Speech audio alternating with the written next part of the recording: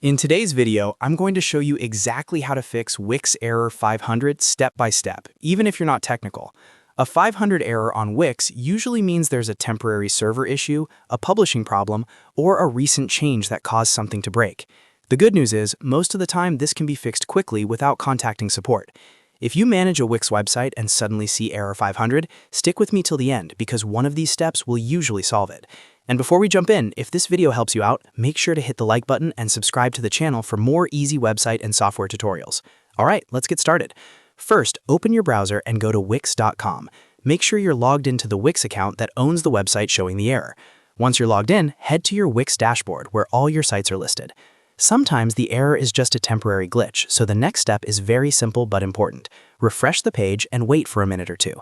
Wix Error 500 can happen when their servers are under load, and a quick refresh after waiting briefly can sometimes fix the issue instantly. If refreshing doesn't help, the next thing you want to do is check Wix's system status. Open a new tab and go to status.wix.com. Here, you can see if Wix is experiencing any outages or service disruptions. If you see an active incident related to websites, publishing, or dashboards, then the best thing to do is wait until Wix resolves it on their end. In that case, the error is not caused by your site, and it will usually fix itself once Wix restores the service.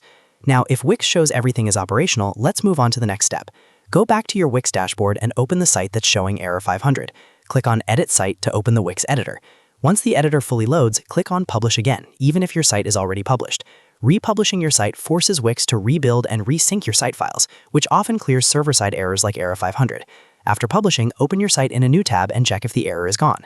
If you're still seeing the error, the next thing to consider is recent changes. Think about anything you added just before the error started, like new apps, custom code, third-party integrations, or major design changes.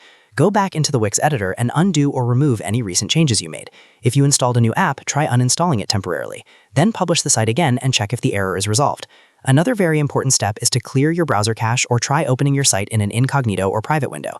Sometimes the error is cached in your browser, making it look like the problem is still there even when it's already fixed. Open an incognito window, paste your site URL, and see if it loads correctly. You can also try a different browser or device to confirm. If none of these steps fix the issue, the last thing you should do is contact Wix support directly from your dashboard.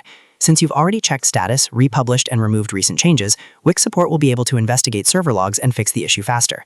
And that's it. Those are the most effective ways to fix Wix Error 500 and get your website back online quickly.